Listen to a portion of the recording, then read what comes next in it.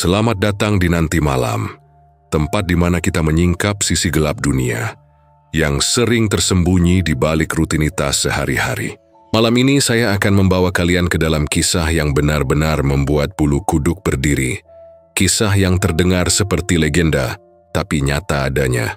Judul malam ini, Pesugihan Kembang Kantil, kisah tragis seorang ibu yang menjadi tumbal pesugihan anaknya. Cerita ini bermula di sebuah desa kecil di mana kehidupan tampak tenang dari luar. Tapi di balik senyum hangat para warganya, tersimpan rahasia kelam tentang kekuatan yang tidak bisa dimengerti akal sehat, kekuatan yang disebut pesugihan. Dan Shaolisina pesugihan itu melibatkan sesuatu yang sangat dekat dengan kita. Sebuah hubungan ibu dan anak. Bayangkan seorang ibu yang rela melakukan apapun demi anaknya. Bahkan jika itu berarti menabrak batas moral dan kemanusiaan. Kebaikannya dimanfaatkan oleh rasa tamak anaknya, yang haus akan kekayaan instan. Tapi pesugihan tidak pernah datang tanpa harga. Tidak ada jalan pintas tanpa konsekuensi.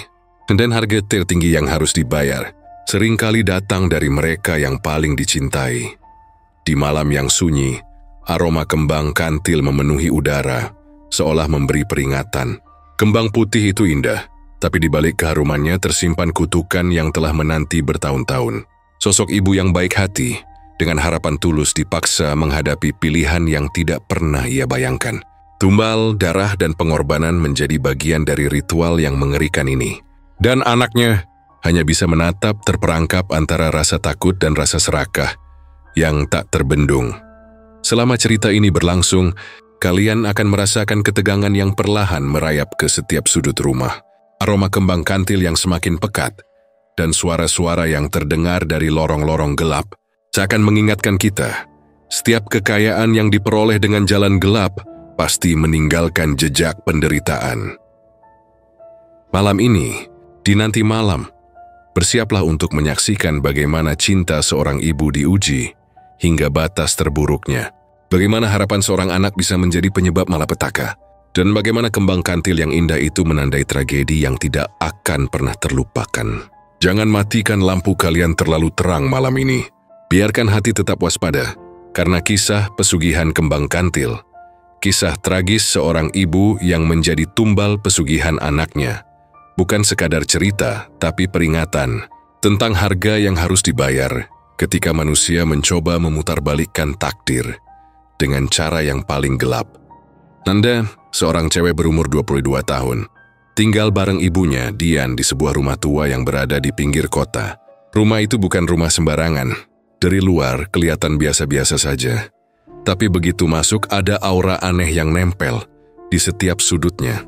Lantai kayu yang sudah berdecit setiap kali diinjak, jendela-jendela tua yang sering bergetar walau angin gak terlalu kencang, dan pintu-pintu yang terkadang terbuka sendiri membuat rumah itu terasa lebih hidup daripada yang seharusnya. Bagi banyak orang rumah itu serem, tapi buat Nanda yang sejak kecil tinggal di situ, semua itu udah jadi bagian dari hidupnya. Malah dia kadang merasa nyaman dengan keberadaan bayangan-bayangan gelap di pojok rumah, seolah mereka teman lama yang selalu menemani. Hari itu, Nanda lagi santai duduk di ruang tamu sambil nonton TV. Tangannya sibuk memutar-mutar gelas teh hangat. Di luar, hujan gerimis menetes pelan dari atap seng yang mulai berkarat. Suara rintikannya bercampur dengan gemeretak kayu rumah. Tiba-tiba pintu depan terbuka dengan bunyi berderit panjang. Dian pulang dari kerja. Nanda menoleh dan tersenyum. Tapi sesuatu di wajah ibunya membuat senyumnya menghilang begitu saja. Dian kelihatan gugup, matanya merah seperti habis nangis tapi cepat-cepat ditutupinya. Nanda, aku dengar tetangga bilang ada orang yang nemuin jenglot di rumah kosong dekat pasar, kata Dian sambil menaruh tas kerjanya di meja. Kata-katanya terdengar aneh dan menekan udara di ruangan, membuat Nanda merasa jantungnya berdetak lebih cepat. Nanda cuma nyengir sambil meneguk teh hangatnya. Jenglot? Ah, itu mah cuma cerita orang tua mah. Jangan terlalu percaya sama omongan tetangga. Tapi di dalam hati dia merasa ada yang nggak beres. Mungkin cuma perasaan aja. Malam itu setelah Dian tidur lebih awal, Nanda memutuskan untuk tidur juga. Tapi entah kenapa matanya sulit terpejam. Setiap kali dia menutup mata, bayangan-bayangan kecil tampak bergerak di sudut kamar, seolah mengintai. Jam dinding berdetak pelan tapi suaranya seperti nambah, menembus keheningan malam. Lalu perlahan mimpi itu datang. Nanda mimpi sosok kecil, kering, tapi matanya merah banget seperti bara api yang menyala dalam kegelapan. Sosok itu nangkring di sudut kamar, menatap langsung ke arah Nanda. Nandanya merasa tubuhnya kaku, seperti membeku oleh rasa takut yang asing. Sosok itu nggak ngomong, tapi sorot matanya bikin Nanda merasa seperti dia bisa membaca setiap pikirannya. Bangun tidur, Nanda langsung duduk di kasur, napasnya ngos-ngosan, tubuhnya dingin walau selimut menutupi seluruh badan. Ada sesuatu yang salah, terlalu salah untuk cuma mimpi. Hari berikutnya Nanda mencoba mengabaikan perasaan itu, tapi rumah itu seolah berubah. Pagi-pagi, dia nemuin pintu lemari sedikit terbuka padahal semalam sudah dikunci. Barang-barang kecil seperti perhiasan dan gelas berpindah tanpa jejak siapa yang memindahkannya. Dia mulai merasakan mata-mata tak terlihat yang selalu mengikuti langkahnya. Bahkan ketika dia berada di dapur menyiapkan sarapan, suara langkah kaki di lantai atas terdengar jelas walau rumah itu kosong. Saat makan pagi, Nanda iseng nanya ke ibunya, "Mah, Mama ngerasa nggak sih, rumah ini aneh akhir-akhir ini?" Dian menatap Nanda sebentar, lalu tersenyum tipis tapi ada sesuatu yang tersembunyi di balik senyum itu. "Halah Nanda, rumah tua begini wajar aja kalau kadang ada bunyi-bunyi aneh. Lagian kita udah biasa kan?" katanya sambil mencoba terdengar santai. Tapi Nanda tahu santainya itu palsu. Ada kegelisahan yang Dian sembunyikan. Sesuatu yang lebih berat dari sekadar bunyi lantai atau jendela berderit. Malamnya, rasa penasaran Nanda semakin menjadi. Dia nggak bisa tidur nyenyak karena mimpi jenglot tadi malam masih nempel di kepalanya. Setiap kali menutup mata, bayangan merah itu muncul lagi, bergerak pelan di sudut kamar. Dia pun memutuskan untuk bangun, duduk di depan jendela sambil melihat keluar. Hujan deras mengguyur atap seng, tapi cahaya lampu jalanan yang temaram bikin bayangan di luar rumah tampak menari-nari. Nanda menelan ludah, merasakan sesuatu menyentuh punggungnya. Dia menoleh tapi nggak ada siapa-siapa. "Halah, cuma perasaan gue aja kali ya," gumam Nanda sambil menepuk-nepuk lengannya sendiri. Tapi hati kecilnya tahu ini bukan cuma perasaan. Ada sesuatu yang salah, sesuatu yang nggak bisa dijelaskan logika manusia. Beberapa hari kemudian, Nanda mulai merasakan hal-hal yang lebih nyata. Saat mandi, dia sering merasa ada tangan dingin menyentuh pundaknya, padahal tidak ada orang. Suara bisikan samar terdengar di telinganya. Kadang seperti bahasa Jawa yang nggak lengkap, cuma kata-kata seperti ojo. Ojos membuatnya merinding. Kata itu seperti peringatan, tapi dari siapa? Dari mimpi tadi atau dari sesuatu yang hidup di rumahnya? Pada suatu sore, Nanda duduk di ruang tamu sambil menatap langit kelabu. Ibunya Dian sibuk dengan pekerjaan rumah. Nanda memberanikan diri bertanya, "Ma, Mama dulu pernah dengar atau lihat sesuatu aneh nggak waktu masih muda?" Dian menatapnya lama, wajahnya tampak tegang, tapi akhirnya ia menunduk dan berkata pelan, "Ya, kadang Nanda, kita nemuin hal-hal yang lebih gede dari kita sendiri. Tapi ora kabeh iso diterangkeun Nanda. Kadang lebih aman kalau orang ngerti." Nada bicara Dian bikin Nanda makin penasaran, tapi juga makin takut. Malam itu Nanda nggak tidur. Dia duduk di kasurnya, mencoba menenangkan diri. Tapi bayangan merah itu muncul lagi, kali ini lebih jelas. Sosok jenglot kecil itu berdiri di pojok kamar. Matanya menyala menatap langsung ke arah Nanda. Jantungnya berdetak kencang, keringat dingin menetes di pelipisnya. Nanda menutup mata sebentar membuka lagi dan sosok itu hilang. Tapi ia merasa sosok itu belum pergi. Dia masih ada, menunggu di tempat gelap lain, menunggu untuk muncul lagi. Hari-hari berikutnya Nanda mulai mengumpulkan keberanian untuk mencari tahu. Ia membaca buku tua di perpustakaan rumah, yang sebagian besar ibunya simpan. Di halaman-halaman yang berdebu, dia menemukan gambar-gambar aneh, bentuk kering, kecil, tapi matanya merah seperti mimpi yang ia alami. Ada catatan-catatan tangan yang bilang jenglot dan tumbal. Rasa takut bercampur penasaran. Nanda sadar, rumah tua itu bukan cuma seram karena kayunya berdecit atau jendelanya berderit. Ada sesuatu yang lebih gelap, sesuatu yang sudah ada sebelum dia lahir. Di malam-malam itu, suara langkah kaki, bisikan samar, dan aroma kembang yang tak jelas asalnya mulai muncul. Nanda kadang mendengar ibunya menyanyi pelan dalam bahasa Jawa. "Elinggo Nanda, ojo lali, ojo kedep, "Oh, kelalen." Tapi nadanya berat, seperti menahan tangis. Nanda bertanya-tanya, apakah ibunya juga tahu sesuatu? Apakah Dian pernah menghadapi hal yang sama dengan yang sekarang Nanda rasain? Satu hal yang jelas, Nanda merasa hidupnya mulai berubah. Rumah itu bukan lagi tempat nyaman untuk pulang, tapi labirin ketakutan yang perlahan menelan kenyamanan yang ia rasakan sejak kecil. Setiap langkah, setiap bunyi, setiap bayangan membuatnya sadar bahwa sesuatu sedang mengamati, menunggu dan bersiap untuk muncul kembali. Volap sarim demi malam, dia penasaran dan takut bercampur jadi satu. Iya tuh, malam berikutnya mimpi itu akan datang lagi. Dan kali ini mungkin lebih nyata dari sebelumnya. Beberapa hari setelah mimpi aneh itu, kehidupan Nanda di rumah tua itu mulai terasa berbeda. Tidak ada yang berubah secara nyata, tapi ada sesuatu yang membuat setiap langkahnya terasa berat. Dan setiap sudut rumah seolah memancarkan aura yang tak terlihat, tapi sangat nyata. Barang-barangnya mulai berpindah sendiri. Awalnya dia mengira itu karena lupa menaruhnya di mana, tapi lama-kelamaan Nanda menyadari kalau ia selalu menaruh barang-barang seperti kunci, dompet, atau buku di tempat tertentu. Tapi beberapa jam kemudian barang itu berpindah tanpa jejak. Gelas yang tadi dipakai untuk minum teh pagi, tiba-tiba ada di meja yang lain. Buku yang semalam diletakkan di rak, pagi-pagi sudah berada di lantai. Terbuka di halaman tertentu yang tidak pernah dibacanya. Suara langkah kaki mulai terdengar di malam hari. Pada awalnya Nanda mengira itu hanya suara rumah tua yang mengerang karena angin. Tapi suara itu semakin sering muncul. Kadang terdengar di lantai atas, padahal rumah itu kosong. Kadang di kamar lain, padahal Nanda sendirian di kamar. Suara itu berat, tapi ada ritme yang membuat bulu kuduknya berdiri. Nanda sering terbangun di tengah malam, menahan napas sambil memegangi selimut, berharap suara itu hilang. Tapi tidak pernah. Bayangan hitam juga mulai muncul di sudut-sudut matanya. Kadang ketika ia sedang menyapu lantai, Nanda melihat sosok kecil bergerak cepat. Namun saat ia menoleh langsung, tidak ada apa-apa.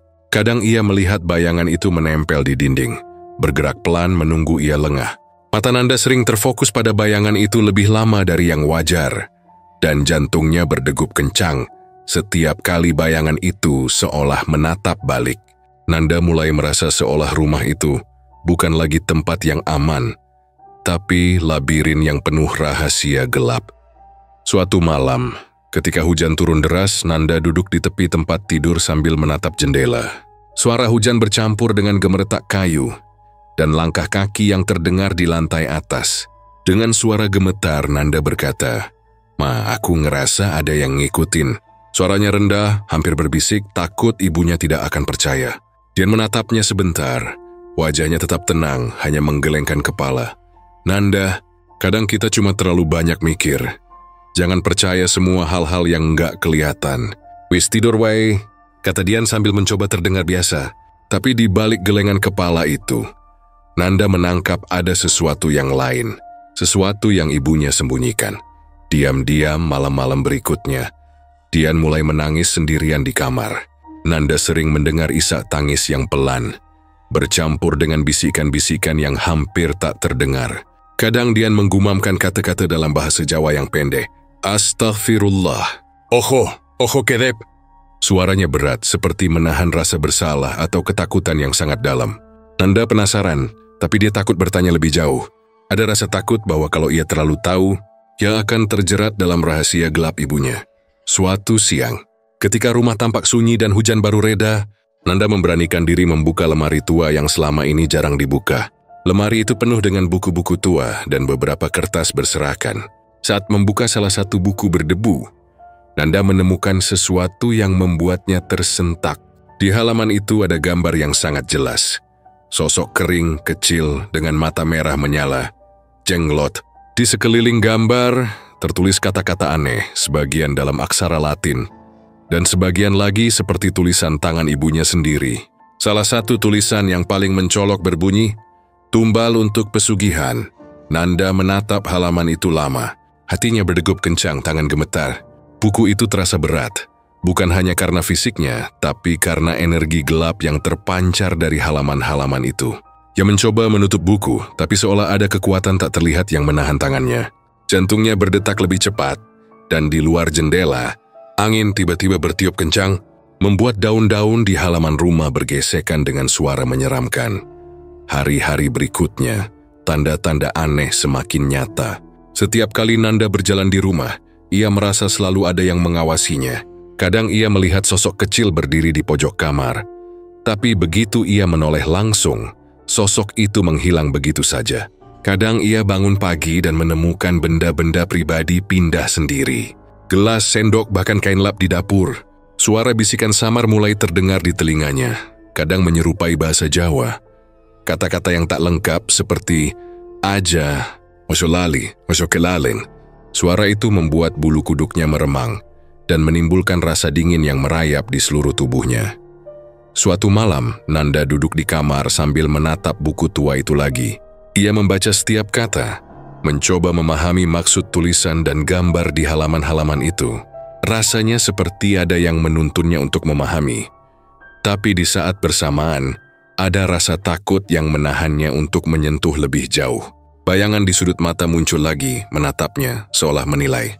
Nanda menelan ludah, dan suara di kepalanya berkata, "Iki ora mung cerita, iki nyata." Malam demi malam, tanda-tanda semakin jelas. Kadang suara langkah kaki terdengar naik turun tangga. Kadang bisikan samar terdengar saat Nanda sendirian di dapur.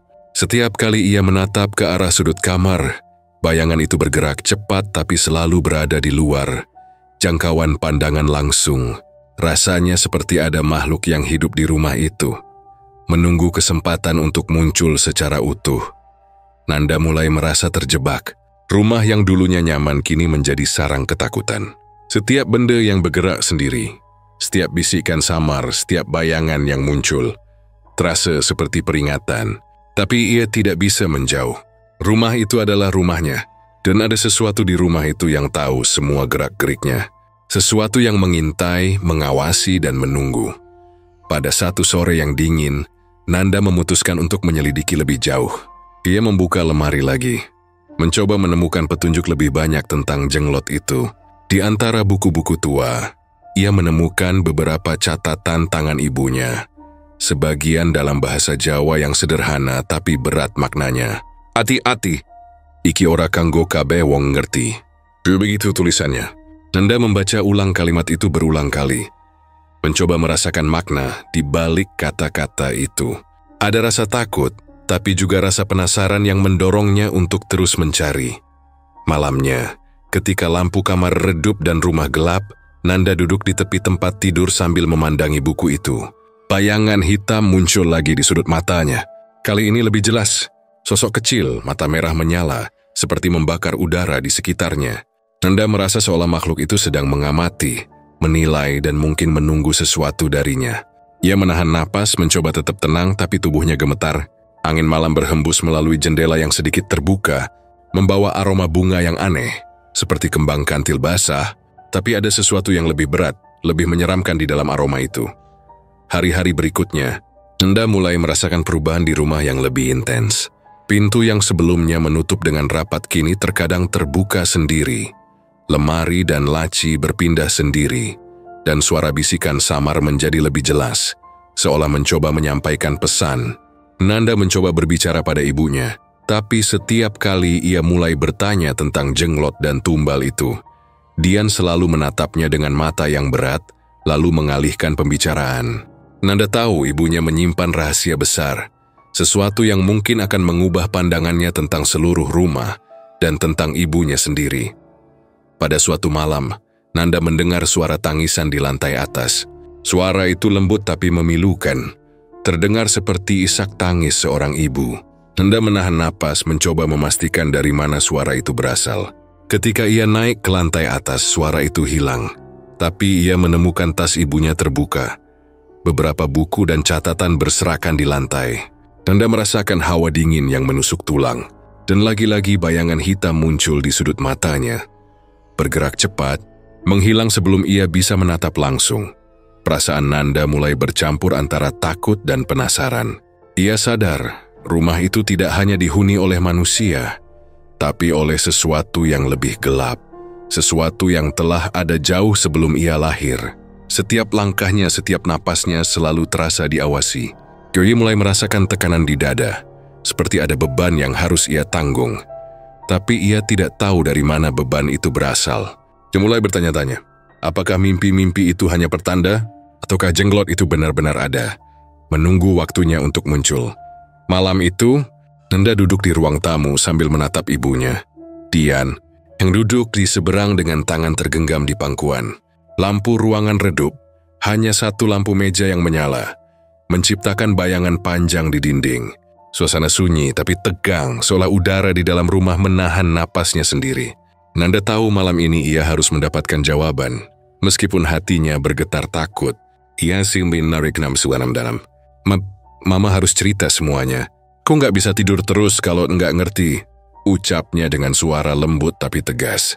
Dian menunduk, menatap lantai kayu tua yang berderit. Napasnya terdengar berat, seperti membawa beban yang sudah lama ia pendam.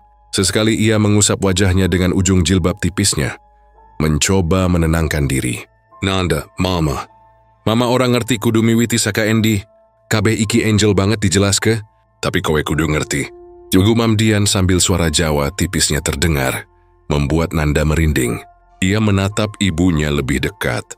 Mata yang biasanya hangat kini penuh dengan kepedihan dan ketakutan yang ia sendiri belum pernah lihat sebelumnya. Dian menarik napas panjang, kemudian mulai bercerita. Ia mengisahkan masa mudanya, ketika hidupnya penuh dengan kesulitan dan keterbatasan. Yui baru saja menikah dan hidup di kota yang tidak memberinya banyak kesempatan. Suatu malam ketika ia sedang berjalan pulang dari pasar malam, seorang pria tua muncul di hadapannya. Pria itu tampak biasa dari luar, tapi ada sesuatu di matanya yang membuat Dian merasa tidak nyaman. Ia menatap tajam, seakan bisa membaca segala isi hatinya. Pria itu berbicara dengan suara serak tapi meyakinkan.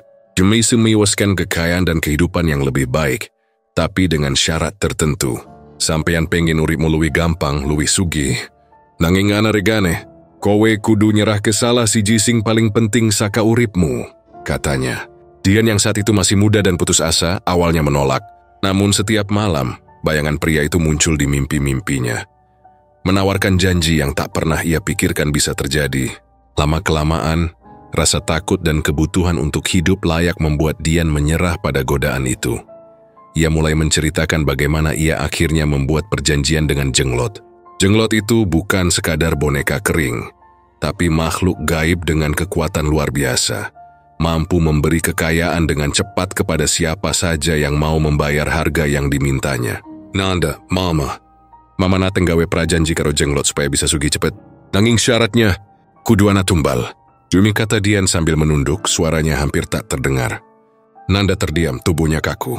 Kata tumbal itu seperti menamparnya di dada. Nanda menelan ludah, berusaha menahan rasa mual yang campur takut. Tumbal, maksudnya, siapa mah? Suaranya gemetar, tapi rasa ingin tahunya lebih kuat daripada rasa takutnya sendiri. Dian menutup mata sejenak, seolah mencoba menenangkan dirinya sebelum melanjutkan. Waktu kui. Mama isi henom, Mama kudu milih. Lan Mama milih artis sing kerja ing omah. Aku ore tau nyangke. Iki bakal balik maneh. Nanda kowe kudu ngerti iki kabeh durung rampung. Nanda merasa tubuhnya panas dingin sekaligus. Pikirannya berputar, mencoba memahami apa yang baru saja didengarnya. Art yang dipilih ibunya sebagai tumbal, apakah itu berarti nyawa seorang manusia dipakai untuk kekayaan? Hatinya mual, tapi ada rasa penasaran yang lebih besar. Dia bingung hingga asmana semuanya bisa terjadi. Bagaimana jenglot itu bekerja, dan kenapa semuanya masih berhubungan dengan rumahnya sekarang. Dian menarik napas lagi, kemudian mulai menjelaskan detail yang lebih menyeramkan. Yui mengisahkan malam-malam ketika jenglot datang. Bentuknya kecil, kering, tapi matanya merah seperti bara api. Sosok itu tak berbicara, tapi memancarkan aura yang membuat siapa saja takut. Saat ritual dilakukan, Nanda bisa membayangkan bagaimana ibunya harus berdiri di tengah ruangan, menempatkan sesajen, membakar dupa, dan mengucapkan mantra yang aneh. Semua itu dilakukan dengan hati-hati, karena satu kesalahan kecil bisa membawa malapetaka bukan hanya untuk ibunya, tapi juga untuk rumah dan siapa saja di sekitarnya. Nanda semakin penasaran. Ia bertanya, "Ma, kalau dulu Mama milih ART itu, apa dia selamat?" Dian menunduk lagi, air matanya mulai menetes perlahan. "Ora kabeh selamat Nanda." "Sebagian ora selamat. Ku ora tahu bisa lali kabeh iku. Ku kabeh nglarani, nanging Mama kudu milih. Supaya uripmu luwih gampang. Supaya kowe bisa entuk kesempatan sing ora kabeh wong duweni." Suara Jawa ibunya membuat kalimat itu terdengar lebih memilukan, dan Nanda merasakan sakit di hatinya. Malam itu, Nanda duduk di samping ibunya, mendengarkan setiap kata, merasakan setiap emosi yang keluar. Dian menceritakan bagaimana kekayaan yang ia peroleh datang dengan rasa bersalah yang menumpuk. Setiap uang yang masuk, setiap kesempatan yang ia dapatkan, selalu dibayangi oleh bayangan ART yang menjadi tumbal. Bahkan setelah bertahun-tahun, bayangan itu tidak pernah hilang. Iwi si aku sudah menunggu dan mengingatkan bahwa perjanjian itu belum selesai. Nanda mencoba mencerna semuanya. Rasa takutnya bercampur dengan rasa ingin tahu yang membara. Ia ingin melihat jenglot itu sendiri. Ingin memahami kekuatan gelap yang ibunya pakai untuk meraih kekayaan. Tapi ada juga suara kecil di dalam kepalanya yang berbisik. "Hati-hati, Nanda. Iki ora mung krita, iki kenearen." Dian menambahkan, bagaimana setiap ritual selalu diiringi aroma kembang dan dupa yang sangat kuat. Kembang kantil selalu menjadi bagian dari sesajen, dan baunya yang manis tapi berat seolah menempel di udara, menciptakan atmosfer yang menakutkan dan sakral sekaligus. Nanda bisa membayangkan suasana malam-malam itu. Lampu redup, bayangan bergerak di sudut ruangan, aroma kembang kantil yang menusuk hidung, dan jenglot kecil yang menatap dari jarak dekat, menunggu perintah. Ibunya juga mengingatkan Nanda tentang bahaya rasa penasaran yang berlebihan. "Nanda, rasa penasaran iku bisa marahi kowe kesasar. Kowe kudu ngerti, jenglot iku ora mung makhluk gaib sing iso diajak rembugan. Nanging dian duweni niat dewe. Lan niat bisa medeni." Suara ibunya lirih, tapi terasa menampar kesadaran Nanda. Ia mulai menyadari bahwa rumah yang selama ini ia anggap aman, penuh dengan rahasia gelap yang tersembunyi di balik tembok dan lantai kayu tua itu. Nanda merasa ada sesuatu yang bergerak di belakangnya, tapi ketika ia menoleh tidak ada siapa-siapa. Hanya lampu meja yang bergetar pelan, bayangan yang menari di dinding, dan udara yang terasa lebih berat, yang merasakan jantungnya berdegup kencang, napasnya memburu. Rasa takut dan penasaran bercampur menjadi satu. Dia tahu malam ini adalah awal dari sesuatu yang lebih gelap. Sesuatu yang akan mengubah hidupnya selamanya. Ibunya mengakhiri cerita dengan peringatan terakhir. "Nanda, apa sing wis aku cerita kakek iki? Kowe kudu ngati-hati. Kabeh iki ora gampang lan ora kabeh kudu dituruti. Nanging saiki kowe wis ngerti rahasia iki. Lan ngerti, jenglot iku ora bakal lali. Iki ora mung krita. Iki janji sing durung rampung. Sing iso balik kapan we." Suara Dian terdengar patah. Matanya memerah menahan tangis yang tidak pernah berhenti. Nanda menatap ibunya, hatinya campur aduk antara takut, marah, dan ingin tahu. Dia tahu hidupnya kini tidak akan pernah sama lagi. Rumah itu, ibunya, dan jenglot itu, semua terikat dalam lingkaran gelap yang tak bisa ia hindari. Malam itu, Nanda duduk lama di kamar, menatap buku tua ibunya, membayangkan bagaimana ritual dilakukan, bagaimana jenglot tidur sendiri di sudut ruangan, dan bagaimana kehidupan orang-orang yang menjadi tumbal dulu. Dia merasa mual takut tapi juga tak bisa berhenti memikirkan semua itu. Dari sesuatu yang memanggilnya dari bayangan. Dari bisikan yang samar. Dari aroma kembang kantil yang tiba-tiba memenuhi ruangan. Meskipun lampu mati dan jendela tertutup rapat. Setelah beberapa jam, Nanda terlelap tapi mimpi buruk datang lagi. Sosok jenglot muncul, kali ini lebih nyata. Bergerak perlahan mendekati tempat tidurnya.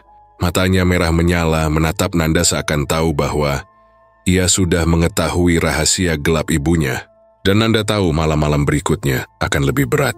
Ia sudah terjerat dalam dunia gelap yang ibunya buka, dunia yang tak bisa dihindari, demi dunia di mana rasa penasaran dan takut harus hidup berdampingan. Malam itu, hujan baru saja reda ketika Nanda dan ibunya, Dian, keluar dari rumah tua mereka. Jalanan masih basah, aroma tanah dan daun basah menempel di udara. Lampu-lampu jalan temaram memantul di genangan air, menciptakan bayangan yang berpendar samar. Nanda mengikuti ibunya dengan langkah pelan. Napasnya memburu, jantungnya berdetak tak menentu. Ia merasa seperti sedang masuk ke dunia lain. Dunia yang selama ini hanya ia rasakan dalam mimpi buruknya. Rumah kosong di dekat pasar itu terlihat sepi, tapi aura gelap mengelilinginya. Dinding-dindingnya retak, jendela-jendelanya pecah, dan lantainya dipenuhi debu tebal. Nanda menahan napas ketika melihat ibunya membuka tas dan mulai menyiapkan sesajen. Ada bunga kembang putih, dupa yang berasap tipis, dan beberapa piring kecil berisi benda-benda yang tak dikenali. Dian menempatkan semuanya dengan teliti. Gerakannya lambat tapi penuh keyakinan. Sesekali ia menggumamkan mantra dengan suara rendah, hampir tak terdengar. Tapi cukup untuk membuat bulu kuduk Nanda berdiri. "Hati-hati Nanda, ojo nganti salah langkah. Iki ora gampang," bisik Dian sambil menatapnya sekilas. Nanda menelan ludah, merasakan ketegangan yang menumpuk di dadanya. Ia ingin mundur, tapi rasa penasaran dan ketakutan bercampur membuatnya tetap berdiri di sana, menyaksikan setiap gerakan ibunya. Bau dupa dan kembang kantil yang tajam menusuk hidungnya, dan aroma itu bercampur dengan aroma tanah basah, menciptakan suasana yang aneh, menyeramkan, tapi juga memikat. Lama-kelamaan, bayangan gelap mulai muncul dari sudut-sudut rumah kosong itu. Semilat pada awalnya, ku hanya samar seperti asap yang bergerak sendiri. Tapi kemudian, sosok kecil muncul di tengah ruangan. Matanya merah menyala, gigi-giginya tajam seperti duri kecil, dan kulitnya kering, seperti kulit yang terserang penyakit panjang. Gerakannya kaku tapi cepat, seperti boneka yang digerakkan oleh tangan tak terlihat. Sosok itu menatap Nanda seolah tahu bahwa ia sedang memperhatikan. Jantung Nanda berdetak lebih kencang. Napasnya tersengal, tapi ia tidak bisa berpaling. Dian menunduk sebentar, kemudian berbisik dengan suara rendah tapi tegas. "Iki dia, jenglotnya. Nanti kalau diambil kita bakal sugih. Nanging kuduana, tumbal." Kata tumbal terdengar berat, menghantam udara malam yang sudah tebal dengan aroma kembang dan dupa. Nanda bergidik, tubuhnya kaku, tapi ada rasa penasaran yang membuatnya tak bisa menoleh. Sosok jenglot itu menatap ke arahnya, seolah mengerti bahwa Nanda melihat semuanya, dan matanya yang merah menyala menembus kegelapan malam. Nanda memperhatikan dengan seksama.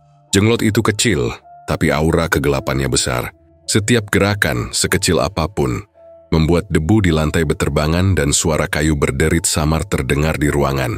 Sosok itu menunduk, seperti mengamati sesajen yang ibunya letakkan. Dian mulai menggerakkan tangannya, melakukan gerakan ritual yang sudah ia pelajari bertahun-tahun lalu. Sesajen disentuh perlahan, dupa dihidupkan, dan mantra diucapkan berulang kali. Suara Dian rendah, berirama, membuat atmosfer malam itu semakin mencekam. Nanda bisa merasakan hawa dingin yang menusuk tulang. Angin malam yang masuk dari jendela pecah membawa aroma kembang basah bercampur debu. Bayangan jenglot bergerak lebih dekat ke sesajen. Matanya merah semakin tajam, menatap Dian dan sesajen dengan fokus yang menakutkan. Nanda merasa napasnya tercekat, tubuhnya gemetar. Ia tahu malam ini berbeda. Ia bukan hanya menyaksikan ritual, tapi sedang berada di tengah kekuatan gelap yang nyata, yang bisa merenggut nyawa siapa saja yang salah langkah. Dian menunduk lagi, menggumamkan mantra dalam bahasa Jawa yang tipis, Elingo, Ojo kedhep, Ojo kelalin, kabeh kudu teliti. Suara itu terdengar seperti gemuruh di kepala Nanda, membuatnya semakin takut tapi juga terpaku. Ia bisa merasakan bahwa ibunya berada dalam trans. Pikiran dan tubuhnya sepenuhnya terhubung dengan jenglot itu. Setiap gerakan, setiap kata, seakan menuntun makhluk gaib itu untuk memenuhi kehendak ibunya. Sosok jenglot itu kemudian bergerak lebih dekat ke Nanda. Matanya merah menyala penuh amarah, tapi juga ada rasa penasaran. Nanda merasa tubuhnya seperti membeku, tidak mampu bergerak. Sosok itu menatapnya beberapa detik yang terasa seperti jam, lalu menoleh ke arah sesajen lagi. Bergerak kaku tapi cepat, hampir seperti mengukur jarak dan waktu sebelum melangkah lebih jauh. Suasana malam itu semakin tegang. Debu beterbangan, aroma kembang menyengat hidung, dan suara mantra yang tak henti-henti membuat Nanda merasa seperti berada di ruang antara dunia nyata dan dunia gaib. Dian kemudian berhenti sejenak, menatap jenglot dengan mata yang penuh hormat tapi juga tegang. Ia mengulurkan tangan menyentuh sesajen lalu berkata perlahan, "Kabeh wis siap?" Nanging kowe kudu ngerti ora kabeh iso gampang. Iki janjilan kewajiban sing ora bisa dipisahake. Kata-kata itu terdengar berat, seperti peringatan yang akan menimpa siapa saja yang berada terlalu dekat dengan Jenglot. Nanda menahan napas. Ia ingin bertanya, tapi suaranya terkunci di tenggorokan. Keru hanya bisa berdiri di sana, menatap sosok kecil itu bergerak di sekitar sesajen. Setiap gerakan kaku, tapi penuh energi yang tidak bisa ia jelaskan. Mata Jenglot itu mengikuti setiap gerakan ibunya, dan sesekali menoleh ke arah Nanda, seolah menuntut sesuatu dari kehadirannya. Rasa takut bercampur penasaran membuat tubuh Nanda tegang, tapi ia tidak berani mundur atau menutup mata. Selama beberapa jam, ritual itu berlangsung. Dian terus mengulang mantra, menyusun sesajen, membakar dupa, dan berbisik di antara napasnya yang berat.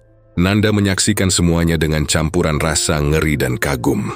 Ia bisa merasakan energi Jenglot mengalir di udara, seperti arus listrik yang menembus seluruh tubuhnya. Setiap kali sosok itu bergerak, bayangan panjangnya menari di dinding, menciptakan bentuk-bentuk aneh yang membuat Nanda merasa seperti berada di dalam mimpi buruk yang hidup. Puncak ketegangan terjadi ketika Dian menunduk untuk menutup salah satu sesajen. Jenglot menatapnya, lalu menggerakkan kepalanya ke arah Nanda, seolah makhluk itu tahu bahwa Nanda sedang memperhatikannya dan ada pesan yang ingin disampaikan. Nanda merasa tubuhnya membeku, bulu kuduknya berdiri. Sosok itu kecil, tapi aura kegelapannya jauh lebih besar daripada yang bisa diterima pikiran manusia. Dian menghela napas panjang, menepuk-nepuk tangan Nanda dengan lembut tapi tegas. Hati-hati, Nanda. Ojo nganti nyemplung luwih jero, kabeh iki angel. Jenglot iku ora mung makhluk sing iso diajak rembugan, nanging duwe pikiran lan niat dewe. Suara ibunya membuat Nanda sadar bahwa malam ini bukan hanya tentang ritual atau sesajen, tapi tentang sesuatu yang jauh lebih gelap, sesuatu yang bisa menimpa siapa saja yang salah langkah. Ketika ritual selesai, Jenglot itu diam di pojok ruangan, menatap mereka dengan mata merah yang masih bersinar. Dian menunduk menutup sesajen dengan hati-hati lalu menatap Nanda. Iki wis rampung. Nanging hati-hati. Kowe wis weruh iki kabeh. Lan saiki ora ana karabali. Kowe wis ngerti. Lan Jenglot iku ngerti kowe ngerti. Nanda merasa tubuhnya gemetar hebat. Ia tahu, malam ini bukan hanya pertemuan pertama dengan Jenglot, tapi awal dari sesuatu yang akan mengikuti hidupnya selamanya. Nanda pulang ke rumah dengan perasaan campur aduk. Ia takut, tapi juga penasaran. Bayangan merah Jenglot terus menempel di matanya. Aroma kembang kantil yang tajam masih terasa di hidungnya, dan suara mantra ibunya masih bergema di telinganya. Ia yakin bahwa malam itu telah mengubah hidupnya. Rumah kosong dekat pasar itu bukan hanya tempat ritual, tapi portal ke dunia yang gelap, tempat di mana rasa takut dan penasaran tidak bisa dipisahkan. Sejak malam itu, Nanda sering terbangun tengah malam, merasa seolah mata merah Jenglot menatapnya dari sudut kamar. Suara langkah kaki samar, aroma kembang kantil, dan bayangan gelap menjadi bagian dari kesehariannya. Ia tahu malam pertama pertemuannya dengan Jenglot hanyalah awal.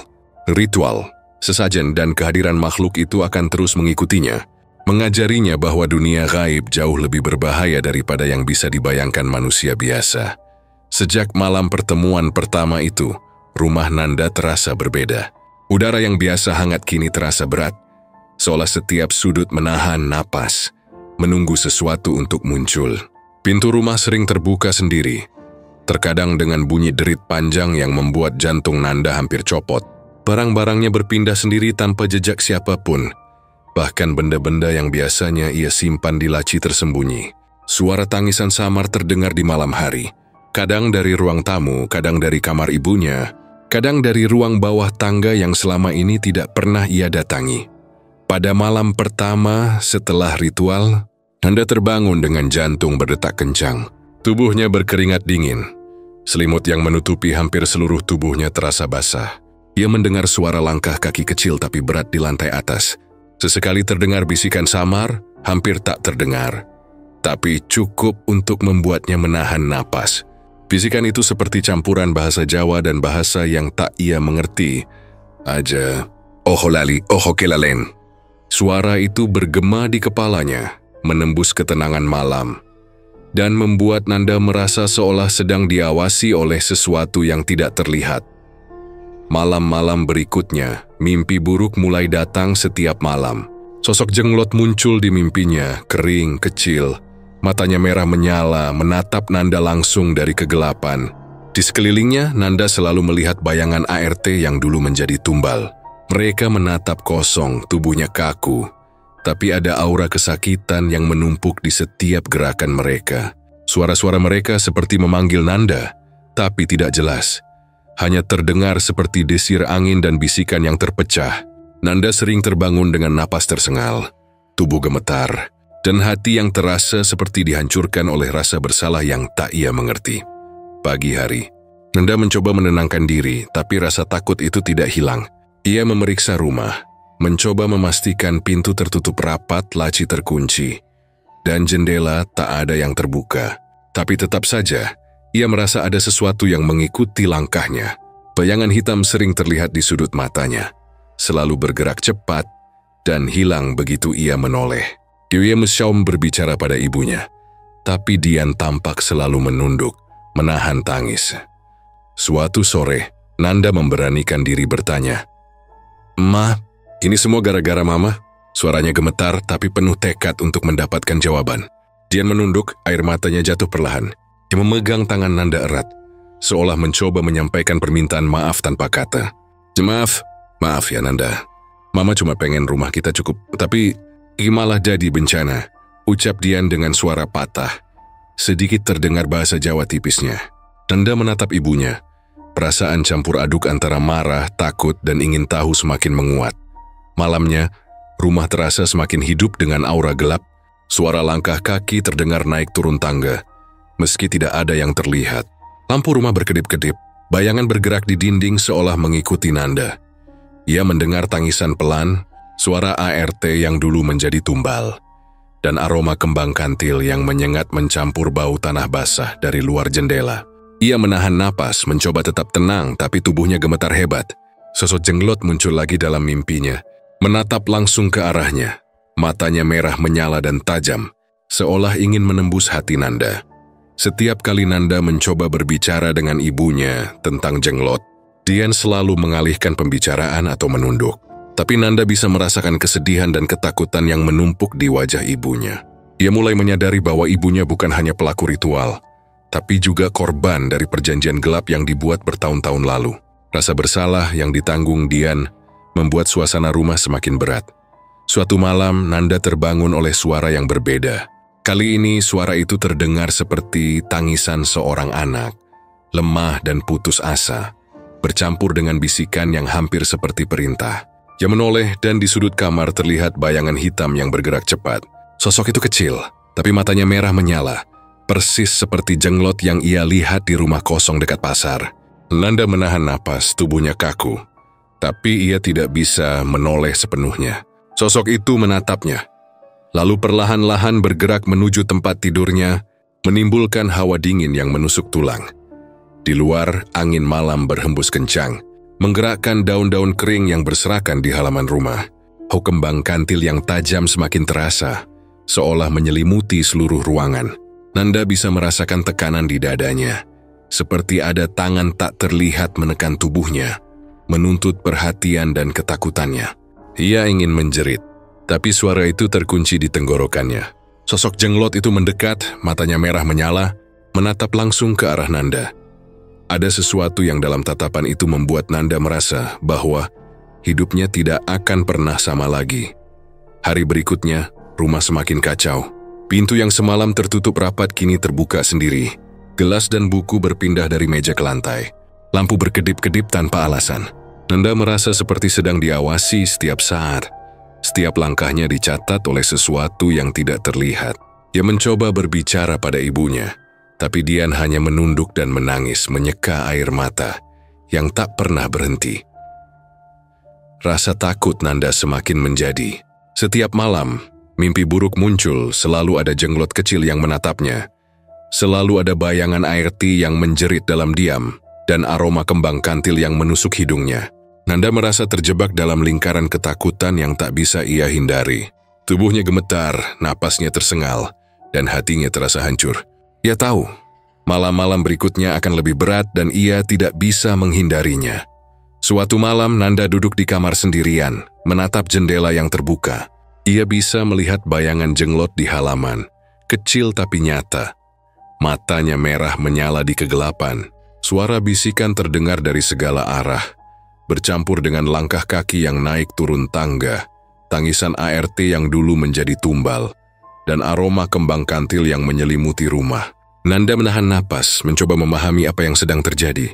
Ia tahu bahwa ia sudah masuk dalam dunia gelap yang ibunya buka bertahun-tahun lalu. Dunia yang kini mengepungnya tanpa ampun. Ia mencoba berbicara pada ibunya malam itu. "Ma, aku nggak kuat lagi.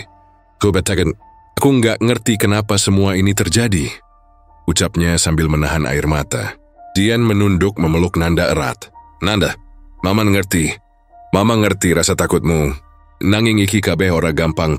Kabeh sing wis kelakon. Kudu ditampa, lan kowe kudu ngerti. Iki durung rampung." Kata-kata ibunya terdengar berat, penuh kesedihan dan rasa bersalah, tapi juga seperti peringatan keras.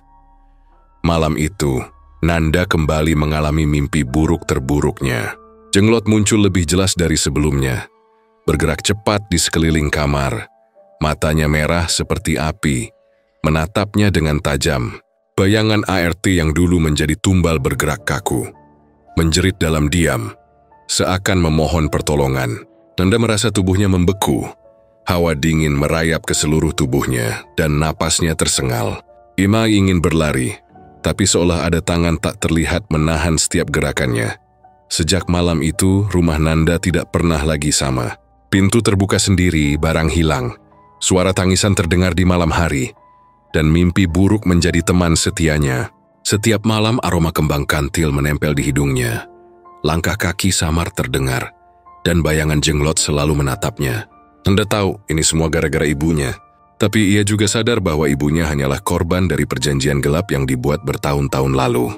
Dan kini, Nanda berada di tengah lingkaran bencana itu, terjebak antara rasa takut, rasa bersalah, dan rasa penasaran yang membara. Nanda duduk di ruang tamu, menatap gelapnya malam yang menyelimuti rumah tua mereka. Hatinya berdebar kencang, napasnya tersengal setiap kali terdengar suara langkah kaki samar dari lantai atas. Ia tahu, satu-satunya cara untuk menghentikan semua teror ini adalah menghadapi jenglot itu secara langsung. Tapi pikiran tentang risiko yang harus ia tanggung membuat tubuhnya gemetar. Demi mengingat semua mimpi buruk yang menghantuinya. Bayangan ART yang dulu menjadi tumbal, dan tatapan merah menyala dari makhluk itu yang terus menempel di matanya. Dian duduk di seberang, menunduk menahan tangis. "Nanda hati-hati. Iki ora gampang. Kowe kudu ngerti resikone. Kowe bisa kelangan, kabe iki bisa mateni," katanya dengan suara lirih. Nanda menatap ibunya, memaksa dirinya untuk tetap tenang. Dia meraih tangan ibunya, menyalurkan sedikit keberanian. "Man, aku harus lakuin ini. Aku nggak bisa terus hidup ketakutan. Aku harus hadapi dia sendiri," ucapnya pelan tapi tegas. Dian menunduk lagi, menghela napas panjang, lalu mengangguk pelan. Ada kesedihan yang dalam di matanya, tapi juga kepercayaan bahwa Nanda mungkin satu-satunya yang bisa menutup lingkaran kutukan ini. Malamnya, Nanda membawa benda pusaka milik ibunya. Sebuah kalung tua dengan liontin yang dihias simbol-simbol gaib, yang katanya bisa melindungi dari roh jahat sementara jika digunakan dengan niat yang tulus. Yui berjalan pelan menuju rumah kosong dekat pasar, tempat pertama kali ia melihat jenglot. Hujan semalam masih meninggalkan genangan di jalan, dan bau tanah basah bercampur aroma bunga kantil yang tajam menusuk hidungnya. Angin malam berhembus pelan, membawa suara desiran daun yang membuat suasana semakin mencekam. Begitu Nanda memasuki rumah kosong itu, ia bisa merasakan aura gelap yang tebal menyelimuti seluruh ruangan. Bayangan-bayangan menari di dinding, dan di sudut ruangan sosok jenglot muncul. Tubuhnya kecil, kering, matanya merah menyala seperti bara api, dan gerakannya kaku tapi cepat. Nanda menelan ludah, menahan napas dan memegang erat benda pusaka di tangannya. Dia menunduk sebentar, berdoa dalam hati, berharap kekuatan pusaka itu cukup untuk melindunginya. "Pergi, aku nggak mau jadi tumbal," teriak Nanda dengan suara gemetar, tapi penuh keberanian. Suara itu bergema di dalam rumah kosong, bercampur dengan bunyi tetesan air dari atap yang bocor, membuat suasana semakin menegangkan. Jenglot itu menatap tajam, matanya merah membara, seperti menembus jiwa Nanda. Ia berdiri diam, tidak bergerak, hanya menatap Nanda dengan intensitas yang membuat darahnya membeku. Beberapa menit berlalu, dan Nanda merasa matanya mulai terbakar, seperti disentuh api tak terlihat. Hawa panas dan dingin bercampur di seluruh tubuhnya. Ia menahan napas, memfokuskan diri pada kalung pusaka yang ia genggam. Suara mantra samar terdengar seolah keluar dari udara sendiri berulang-ulang. "Elingo, ojo kelalen, ojo nyerah, kabe kudu wani." Nanda menutup mata, mencoba menguatkan tekadnya.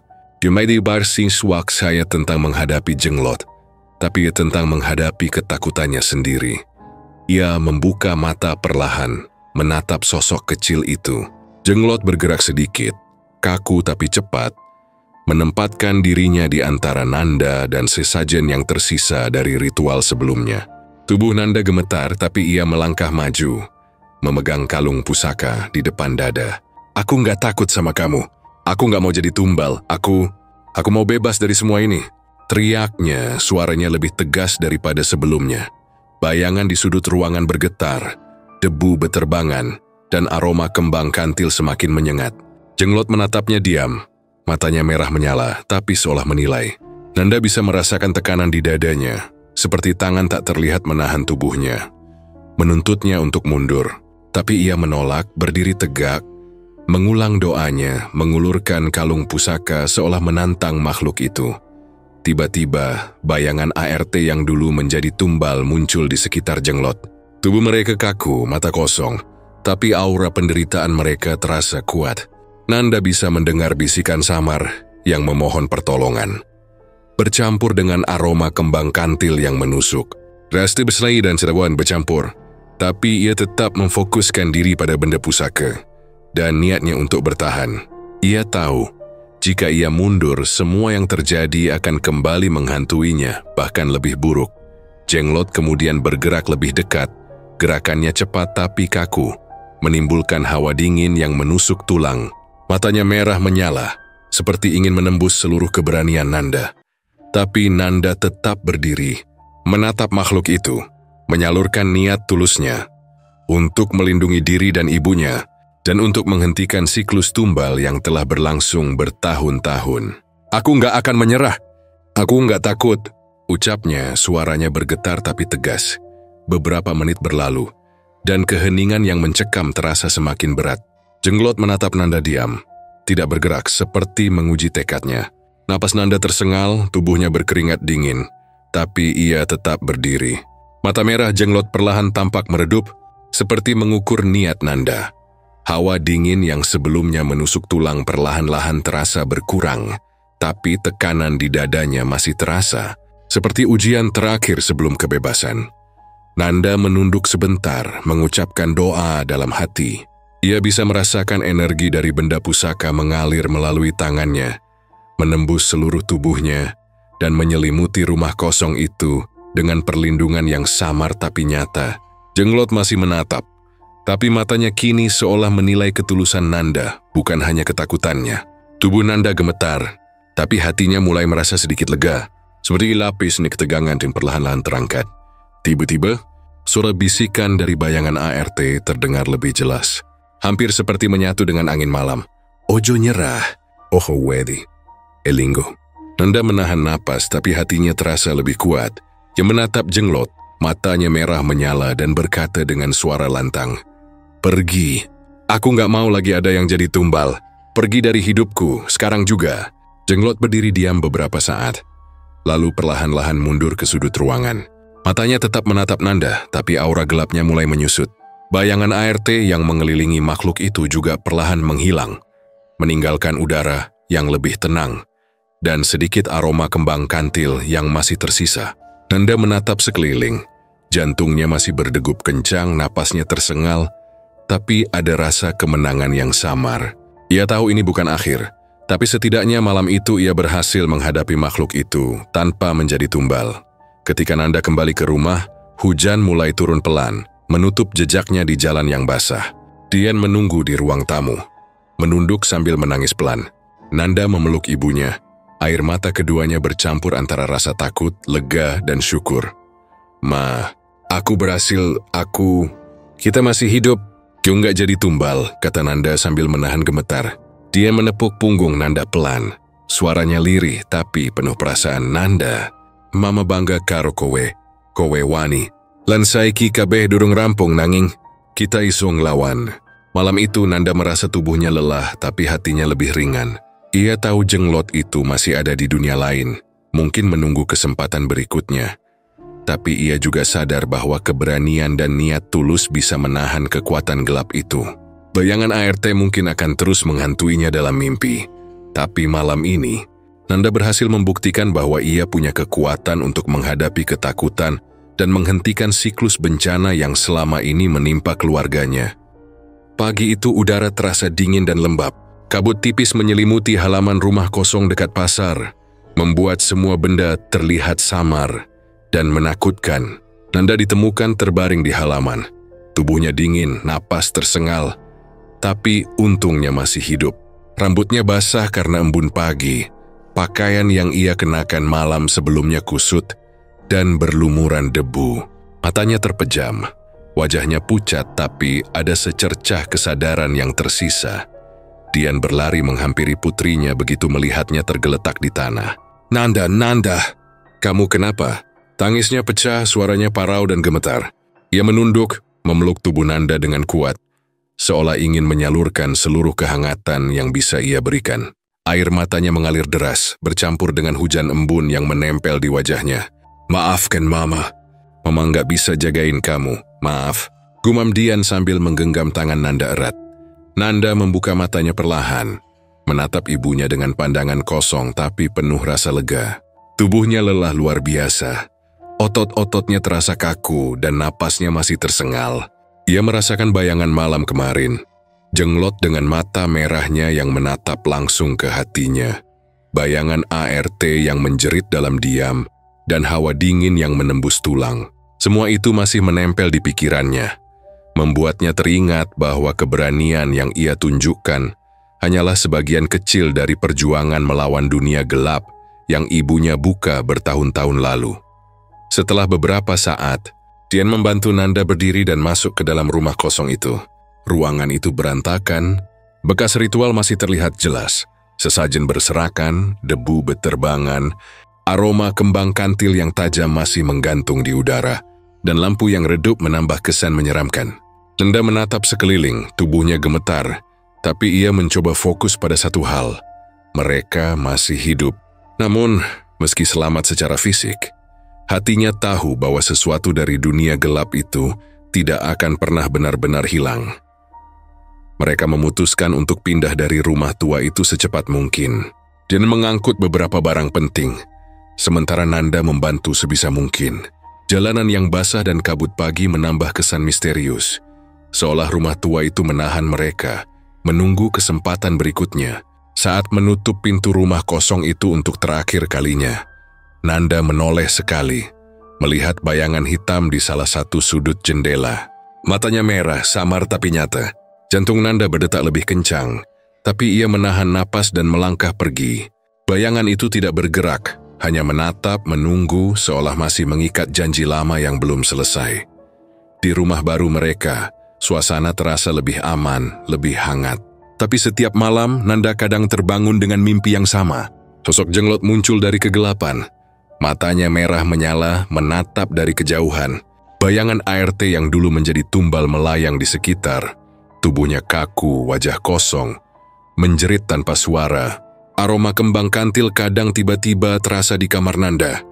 Walau tidak ada bunga yang menempel di rumah, ia menahan napas menutup mata. Tapi bayangan itu tetap menempel di pikirannya. Dian sering menatap putrinya sambil diam. Sesekali ia menyeka air mata dan berbisik pelan, "Maaf Nanda, janji Mama nggak bakal ganggu lagi." Nanging kadang sawetara janji. "Angel banget dilupain." Kata-kata itu terdengar lirih, tapi terasa berat di hati Nanda. Ia tahu ibunya menanggung beban yang sama, rasa bersalah yang menumpuk bertahun-tahun, dan rahasia gelap yang tak mungkin hilang sepenuhnya. Hari-hari berlalu, namun suasana horor tidak sepenuhnya pergi. Setiap kali Nanda melewati jalanan sepi, bayangan jenglot seperti mengintai dari balik pepohonan.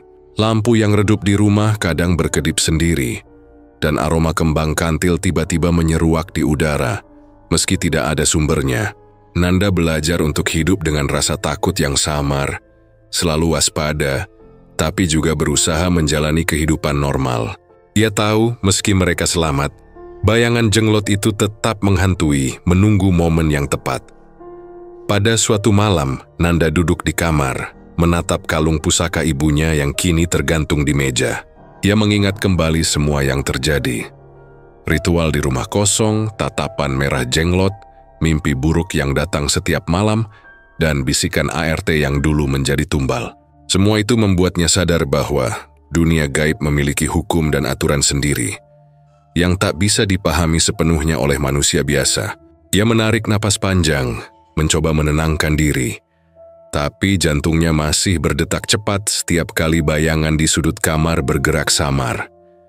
Dian masuk ke kamar, menatap putrinya dengan mata lembut tapi sedih.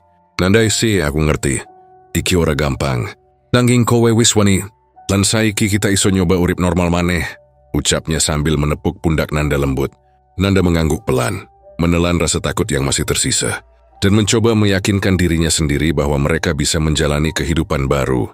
Walau bayangan masa lalu masih menempel, malam-malam berikutnya tetap terasa menegangkan. Kadang suara langkah kaki terdengar di rumah. Kadang aroma kembang kantil muncul tiba-tiba. Kadang bayangan hitam terlihat di luar jendela. Nanda belajar untuk tidak menoleh, untuk tetap tenang, tapi rasa penasaran dan takut bercampur. Kini tahu bahwa bayangan jenglot itu tidak akan pernah benar-benar pergi, hanya menunggu kesempatan berikutnya, atau sekadar memastikan bahwa janji-janji gelap yang dibuat ibunya tetap tertanam di dunia manusia. Hari demi hari, Nanda berusaha menjalani hidupnya. Ia kembali ke kampus bertemu teman-teman, dan mencoba menjalani rutinitas normal. Tapi di malam hari, mimpi buruk selalu datang, seringkali lebih nyata daripada mimpi biasa. Sosok jenglot muncul, mata merah menyala menatap langsung ke hatinya. Bayangan ART yang dulu menjadi tumbal bergerak kaku di sekeliling, dan suara bisikan samar terdengar. "Elingo, ojo kelalen." Nanda menutup mata berdoa, tapi rasa takut tetap menempel. Untuk demi mereka selamat secara fisik, rumah tua dan ritual gelap itu telah meninggalkan bekas yang tak bisa dihapus. Dian selalu di sampingnya, menenangkan putrinya, meskipun hatinya sendiri tidak pernah tenang. Ia sering menatap jendela kamar, waspada dan berbisik pelan. "Nanda, Mama janji, kabeh ora bakal ngganggu maneh. Nanging sawetara janji, Angel dilupain." Kata-kata itu seperti mantra yang menenangkan sekaligus menakutkan, menunjukkan bahwa dunia gaib selalu meninggalkan jejak, meski manusia mencoba melupakan. Seiring waktu, Nanda mulai belajar menerima ketakutan itu. Ia tidur dengan mata setengah terbuka, selalu waspada, tapi tidak lagi gemetar setiap kali mendengar suara langkah kaki atau aroma kembang kantil. Bayangan jenglot tetap ada di pojok pikirannya. Tapi Isim belajar sih untuk hidup berdampingan dengan ketakutan itu. Menyadari bahwa keberanian bukan berarti bebas dari rasa takut, tapi mampu berdiri tegak meski takut menghantui setiap malam. Meski mereka selamat, malam-malam tetap terasa menegangkan. Kadang bayangan jenglot muncul di halaman rumah baru mereka, menatap dari kejauhan, menunggu kesempatan yang tidak bisa mereka prediksi. Kadang mimpi buruk datang. ART yang dulu menjadi tumbal menjerit dalam diam, dan aroma kembang kantil menusuk hidung mereka. Dian selalu memeluk Nanda erat, menenangkan sambil berbisik bahwa mereka akan baik-baik saja. Tapi keduanya tahu, bayangan masa lalu tidak akan pernah benar-benar hilang. Cerita itu berakhir dengan rasa takut yang tersisa di udara, meski kehidupan mereka berlanjut. Rumah baru mungkin aman secara fisik, tapi dunia gelap yang pernah mereka masuki meninggalkan bekas yang tidak bisa dihapus. Setiap langkah, setiap suara malam, setiap aroma yang muncul, mengingatkan Nanda dan ibunya bahwa jenglot itu masih ada, menunggu, menatap, dan menunggu janji yang belum sepenuhnya selesai. Dian dan Nanda hidup dengan kesadaran bahwa meski mereka selamat, dunia gelap selalu mengintai. Bayangan jenglot tetap menghantui, mimpi buruk terus datang, dan suara bisikan samar selalu terdengar di sudut malam. Mereka belajar bahwa keselamatan hanyalah sementara, dan bahwa keberanian berarti mampu berdiri tegak menghadapi ketakutan, meski bayangan masa lalu tidak pernah benar-benar pergi.